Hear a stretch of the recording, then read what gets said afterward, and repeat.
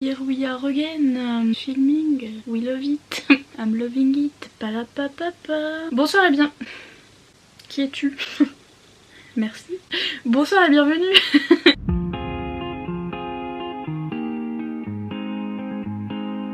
Guten Tag, aujourd'hui on va parler romance. Est-on étonné? Non, on va parler Enemies to Lovers, en français amour-haine, enfin je crois que c'est comme ça qu'ils disent en France. I don't know cause I'm trop bilingue. Au début de la romance, ils peuvent pas se saquer, c'est The Chat and the Souris. À la fin ça fait... Donc clairement j'ai sorti tous mes livres préférés de tous les temps, hein. J'ai l'impression en fait, un peu. Parce que je crois que j'aime bien que ça, les Enemies to Lovers. Mais parce que c'est grave drôle, je sais pas...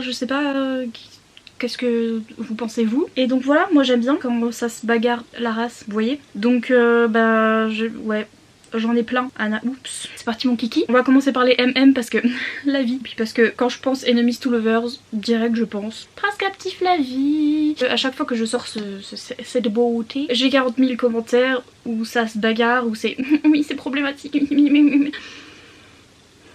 Oui, c'est problématique. Pouvons-nous passer à autre chose?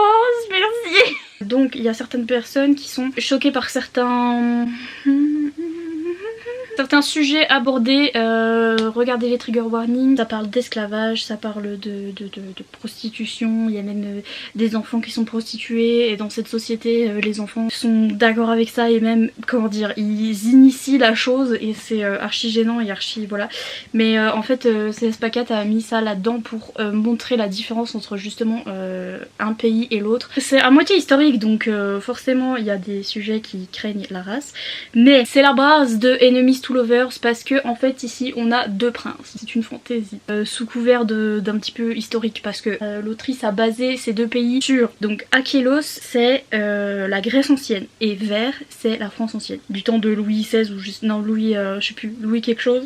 J'ai fait mes recherches. Donc on a ces deux princes, on a le prince de la France si vous voulez et le prince de la Grèce si vous voulez, ancienne. Et alors le mec en Grèce là qui s'appelle Damen, il est dans le caca en fait hein, parce que il a un demi-frère, le mec s'appelle Castor. Déjà à mon avis il est vexé parce qu'il s'appelle Castor donc du coup il fait le cirque. Bref, il renverse le pouvoir et il fait de Damen, donc du prince héritier en fait, il le transforme en esclave et il le vend à Laurent qui est le prince de la France. Et Damen il peut pas genre arriver là-bas dans la Vert là en France et être en mode eh oh c'est moi le prince de Achelos donc relâchez-moi, parce qu'en fait c'est lui qui a tué le frère de Laurent, donc le frère du prince de France. C'est un peu compliqué et genre s'il dit coucou c'est moi et les autres ils vont le... Donc il est un peu bon. Que vais-je faire? C'est là qu'il va découvrir un petit peu la société de Vert et comment ça se passe. Et ça se passe pas bien. Autant à Achelos il y a des trucs qui craignent, mais à Vert c'est encore pire au niveau de la prostitution, au niveau de... Enfin voilà. Et il y a des scènes assez choquantes et assez... Voilà, donc public averti. Mais moi j'ai trouvé que c'était plus une discussion justement sur ce genre de choses et qui montrait... c'était pas glorifié, c'était plus... justement à la fin les choses changent. C'était juste pour nous montrer la différence entre les deux. C'était une discussion sur le pourquoi du comment c'était pas bien et il fallait changer ça et etc. Mais certaines sociétés étaient différentes d'autres et etc. Enfin bref. Mais bref, si on passe ça, c'est épique de fou. La romance était tellement bien et c'était tellement Enemies to Lovers, vous voyez, il y a pas pire Enemies en fait. Genre Laurent, le prince de France, le seul Gus qu'il aimait dans sa vie c'était son grand frère et c'est Damen, l'autre prince qui l'a zigouille. En plus l'autre est en mode esclave maintenant et enfin c'est vrai qu'au début ils sont pas égaux et donc Laurent a un certain pouvoir sur Damen vu que c'est son esclave etc. Et c'est assez dérangeant mais toute leur relation démarre quand ils sont à égalité et vous attendez tellement, il y a tellement de suspense, c'est tellement intense, vous êtes là, ils se sont frôlés le petit doigt. En plus il y a des intrigues politiques et les machins et les trucs où vous allez vous dire mais on s'en fout, mais en fait non parce que du coup ça rentre dans la relation de la romance et etc. Et du coup CS4 fait pour qu'on soit intéressé aussi, c'est le cirque, c'est trop bien. Bref, c'est une super trilogie, moi j'étais à fond dedans, j'ai lu tout d'un coup, donc les 3 tomes d'un coup et j'étais à fond. C'est un de ces bons Enemies to Lovers où vous êtes vraiment... Vous voyez. Bref, c'est la base de Enemies to Lovers pour moi, même si, voilà, public averti. On a compris. On continue sur du MM. Êtes-vous étonnés? Vous allez en avoir marre parce qu'en plus ces livres ne se vendent plus. You are welcome. C'est les amours de ma vie, qu'est-ce que je peux vous dire, c'est mon livre favori de tous les temps, enfin je veux dire ça aussi pour un autre, mais pour ceux qui connaissent pas, c'est une série sur 2 flics, alors pareil hein, moi les trucs policiers etc, je m'en carre, The Coquillard, c'est bien fait donc du coup par contre ne vous arrêtez pas au tome 1, je dis à chaque fois mais ne vous arrêtez pas au tome 1 parce que l'intrigue du tome 1 c'est Scooby-Doo, et plus ça va plus c'est bien, bref. Par contre la romance et la relation entre les deux c'est bien dès le début, donc ça vaut le coup de lire ce tome 1, voilà. Disons qu'à chaque tome vous avez une enquête, vous avez un fil rouge tout du long, donc de toute façon quand vous arrivez au tome 9 vous avez une révélation sur certains personnages qui sont déjà dans ce tome 1 et vous êtes là. Excuse me. Ty et Zane, donc Tyler Grady et Zane Garrett, qui sont 2 flics écorchés en fait. Les deux ils sont un petit peu zinzin. Il y en a un, il a perdu son dernier partenaire de jeu. Son dernier partenaire de police, bref, parce qu'il s'est fait zigouiller et bref il s'en remet pas parce qu'il croit que c'est de sa faute. L'autre il est alcoolique. Les chefs ils sont en mode vas-y on les met ensemble les 2 canards boiteux là puis on voit si ça fait des intercelles ou pas. Et bien sûr ils peuvent pas se saquer hein, au début, on est dans cette vidéo Enemies to Lovers et c'est grave drôle, genre ils s'envoient des fions toutes les 5 minutes et c'est trop drôle. Pareil il y a cette tension vous voyez parce que ça se voit qu'ils se kiffent trop physiquement mais ils peuvent pas se saquer et du coup ils s'engueulent tout le temps mais en même temps ils se kiffent trop physiquement et du coup t'es là. Au fur et à mesure des 9 tomes leur relation avance et c'est tellement mature en fait. Ils sont archi matures et c'est archi réel. Je sais pas, réel comme relation, c'est genre, je sais pas, ils traversent des trucs et c'est pas genre oh ils sont ensemble, ça y est, tout est beau, ils vécurent heureux et eurent de nombreux enfants. Il se passe plein de trucs et notamment, je me rappelle le tome 7. Seigneur Jésus, je sais pas, c'est la première fois que je lisais une saga comme ça où il y a rien de fantastique, il y a rien de paranormal ou quoi. En même temps ils sont flics donc il y a un petit peu de zim boum boum d'action parce que bah voilà ils ont tous des flingues et aux États-Unis ils sont tous zinzin, mais c'est archi réel et c'est archi beau. Et même une fois qu'ils sont ensemble ils sont toujours en train de se lancer des fions quand même et we love. Bref, dernier MM, bien sûr la saga Third, l'un va pas sans l'autre. c'est vrai c'est les mêmes sagas sauf que ça c'est plus côté paranormal etc. C'est pareil c'est 2 flics mais plus dans des unités un petit peu SWAT etc.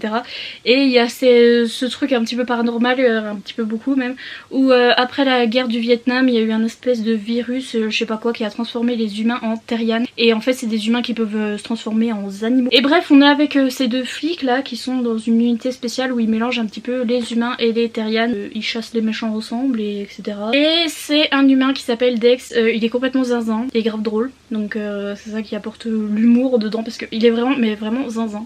Vraiment. Et bref il est humain, il travaillait dans une unité avec que des humains et puis en fait il est transféré dans ce truc où il y a les terrianes. Voilà il les découvre un petit peu en même temps que nous etc. Il va rencontrer le chef de l'unité qui est Sloan et qui est un terriane donc il se change en, je ne sais plus si c'est un jaguar ou un machin ou un léopard ou un truc comme ça. Bien sûr ils peuvent pas se saquer parce que Sloan il est très sérieux dans son travail et tout et il veut que tout soit bien fait etc. Et bah Dex il est zinzin donc au bout d'un moment il va être là, il me saoule l'autre zinzin de l'espace là. Et on adore. Voilà, donc c'est fini pour les MM, on va passer à de la bitolite, oui, donc de la romance paranormale. Mon livre préféré de tous les temps, je sais j'ai déjà dit ça pour Ty et Zane, mais mon deuxième livre, mon premier, je sais pas, j'arrive pas à les classer mais bref, Chasseuse de la nuit, la vie de Jane Frost. Je sais pas quoi vous dire d'autre à part c'est la vie. J'arrive même pas à en parler de ce livre tellement je l'aime trop. C'est une saga, hein. Il y a plusieurs tomes, d'ailleurs la fin de ce tome 1. Romance paranormale avec des vampires, ça sortait de Twilight et etc. Et je lisais que des trucs vampires et je suis tombée sur ça et c'est le meilleur livre. Dans cette saga on a ma femme qui s'appelle Kat, donc Catherine Crawford, qui est mi-humaine, mi-vampire. Il y a eu tout un micmac avec sa mère et sa mère déteste les vampires parce que bah du coup bah disons que Kat n'a pas été conçue dans une situation très plaisante. Et donc sa mère déteste les vampires et elle lui dit à chaque fois que voilà il faut tous les tuer etc. Donc Kat depuis qu'elle a 16 ans elle sort de chez elle avec ses poignards et elle va tuer les vampires en fait.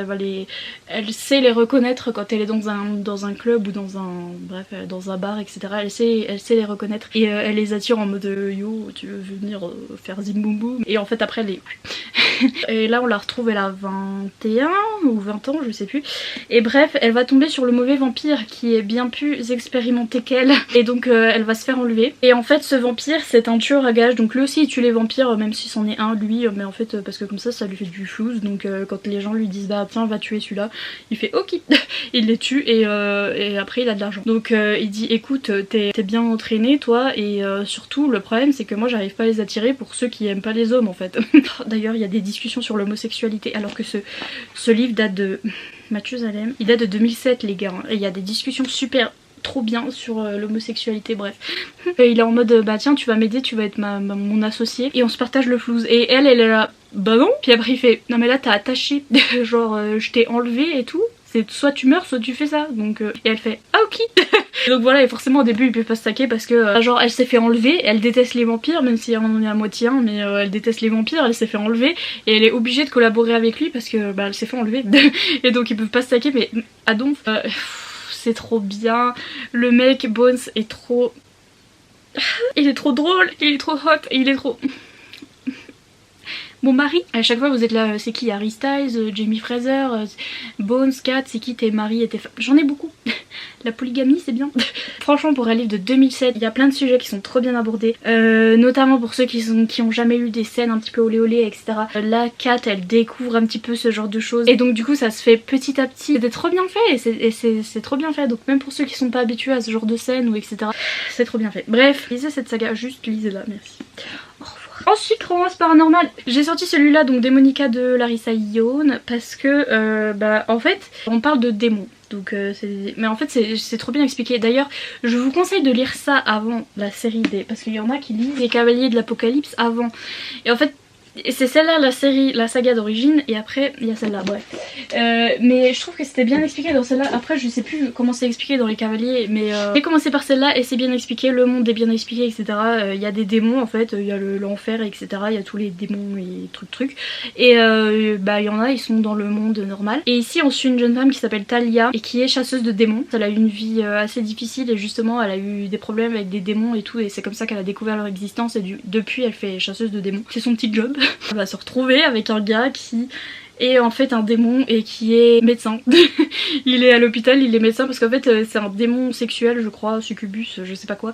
Et bref, ces démons là ils ont des pouvoirs sur les humains et sur les autres démons. Ils ont des pouvoirs au niveau des hormones là, des trucs d'une autre pour faire des babies. Ils se servent de ces pouvoirs là pour soigner les humains en fait. Donc parce que normalement ces pouvoirs sont là pour faire des babies et pour déclencher l'ovulation, je sais pas quoi. Enfin bref, ils se servent de ça pour faire médecin et pour sauver les humains. Et bref, elle arrive à l'hôpital, il y a des trucs qui vont se passer. C'est un petit peu beaucoup Enemies to Lovers parce qu'elle elle déteste les démons, elle est chasseuse de démons et lui c'est un démon, donc Anna, cette saga est trop bien, j'ai trop aimé. Je vous conseille de commencer par ça, après les Cavaliers de l'Apocalypse. J'ai du mal à dire les Cavaliers de l'Apocalypse. C'est archi original je trouve, j'ai jamais vu ça dans d'autres romances paranormales. C'est archi hot par contre. D'ailleurs ce premier là est très olé olé. Cette saga est trop bien, bref. Romance paranormale super originale, Psy Changeling 2.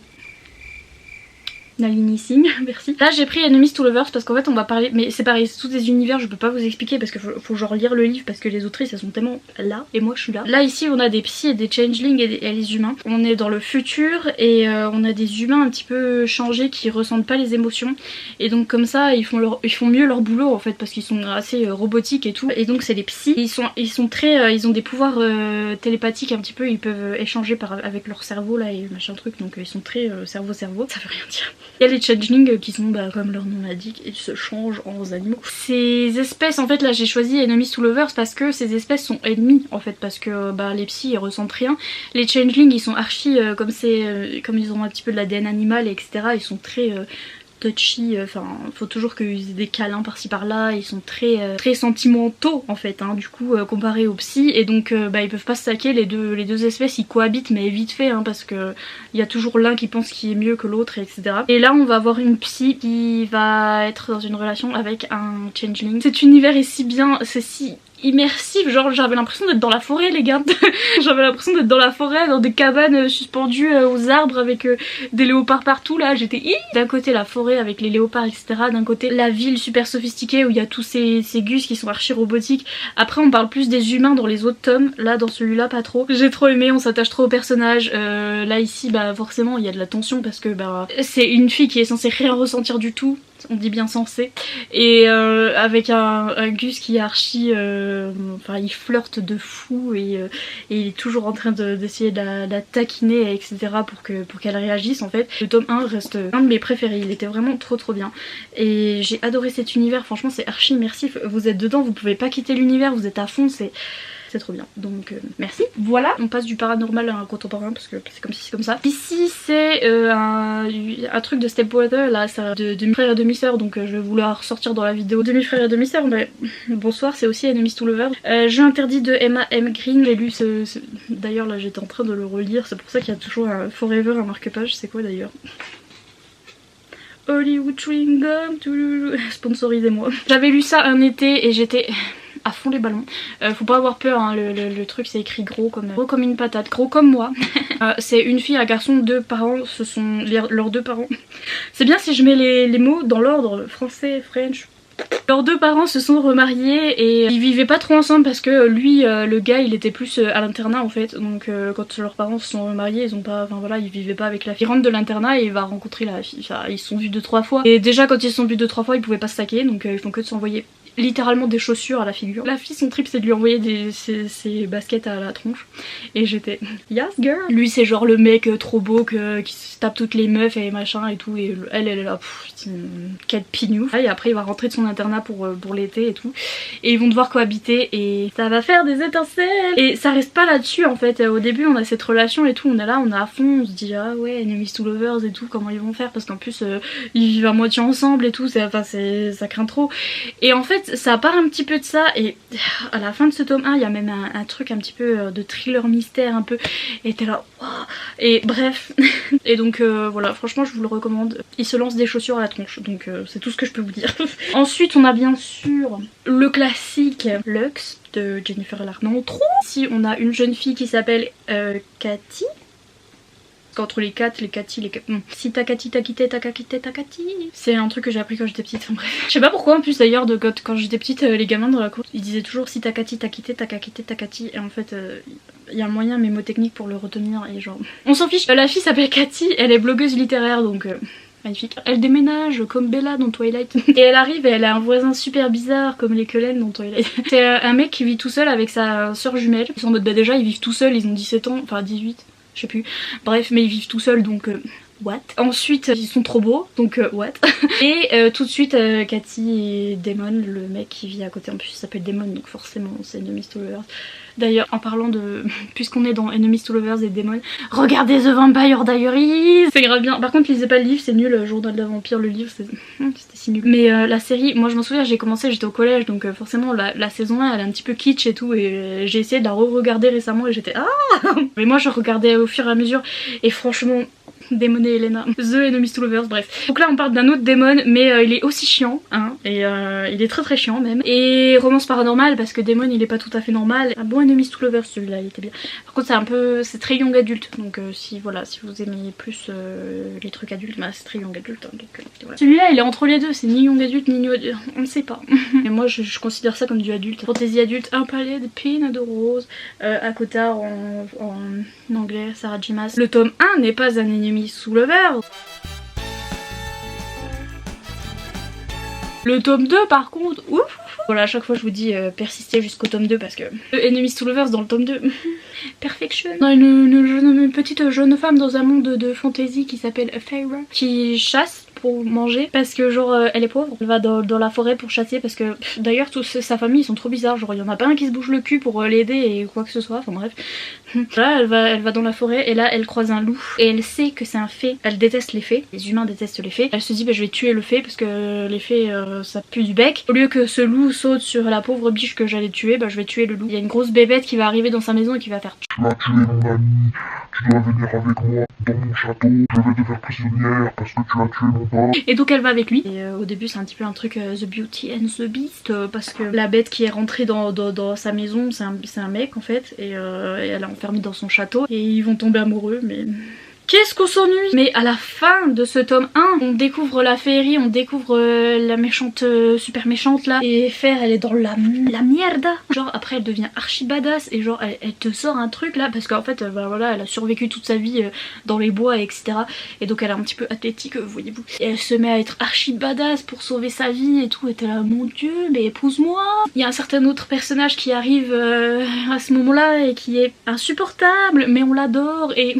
C'est Enemies to Lovers, c'est la vie, donc mais vous savez très bien de toute façon. Mais lisez le tome 2, hein. Enfin lisez d'abord le tome 1 parce que sinon vous allez rien capter. Mais et après le tome 2, yes. Un dont je ne parle pas souvent mais que j'adore, ma fille. C'est une fanfiction sur Harry Styles. Non, c'est pas After. Anarchy de Megan DeVos. C'est une dystopie et regardez mes petits stickers Stitch. Son petit pas mimi. C'est une dystopie et au départ oui c'était une fanfiction sur Harry Styles et c'était la vie parce que bah moi je suis directionneuse, j'étais à l'époque. Donc dystopie en mode divergente en fait, il y a eu l'apocalypse, genre tout a été détruit etc.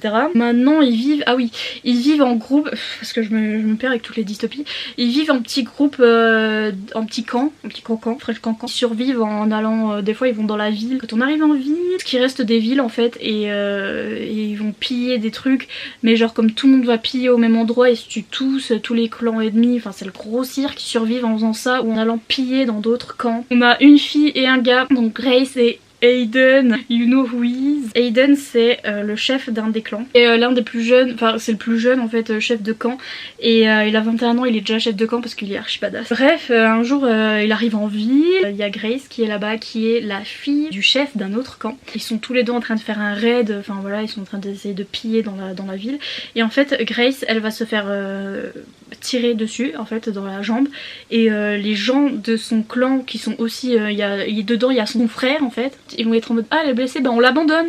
Et elle est là oh les gars et ils partent dans leur camp et ils la laissent à la merci de tous les autres pilleurs etc. Elle est en train de se vider de son sang et elle est là ah d'accord c'est comme ça que ça se passe. Et Aiden il va avoir pitié d'elle et il va la secourir. Et elle est un petit peu retenue prisonnière dans le camp de Aiden. Elle va devoir survivre dans ce camp ennemi, mais en même temps elle veut rentrer chez elle, mais en même temps pas trop parce qu'ils l'ont laissé tomber comme une vieille chaussette. Et donc c'est enemies to lovers parce que voilà, c'est des clans ennemis donc ça craint du boudin et c'est de la dystopie donc il y a plein d'actions etc. Bref, franchement j'ai adoré cette saga, elle était trop bien. Donc voilà. Cette vidéo fait vraiment 3 milliards d'années donc voilà, on va passer aux deux derniers que je compare souvent parce que c'est le même Enemies to Lovers, enfin pour moi c'est pareil, donc la saga Shatter Me et la saga Wicca, donc bah Wicca c'est Wicca. C'est ça en français. Et Shatter Me, j'avais les trucs en français mais je crois que je les ai revendus, enfin bref ça s'appelle Insaisissable en français. Rien à voir alors dans les histoires parce que là c'est une dystopie où c'est une jeune fille qui va sauver le monde.